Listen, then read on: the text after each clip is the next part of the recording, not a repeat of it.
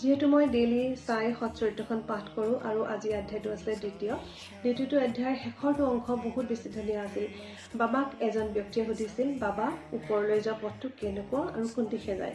তেতিয়া বাবাই কৈছিল, ওপৰলৈ যোৱা পথটোত এটা পথ চিধি হৈ যায়। ওপৰলৈ মানে স্বৰ্গলৈ নহয়, ছাকচেছৰ পথটোৰ কথা সুধিছিল আচলতে। আৰু তেতিয়া বাবাই কৈছিল, ওপৰলৈ যোৱা পথটো ইমান ইজি নহয়। ওপৰলৈ যাওঁতে বিভিন্ন হাবি, জংঘল, বাঘ, ভালুক, বহুত কিবা কিবি বিপদ বাধা বিঘিনি পাবা। সেইকাৰণে সদায় ওপৰলৈ যাবলৈ হ'লে এজন পথ প্ৰদৰ্শকৰ বহুত বেছি প্ৰয়োজন।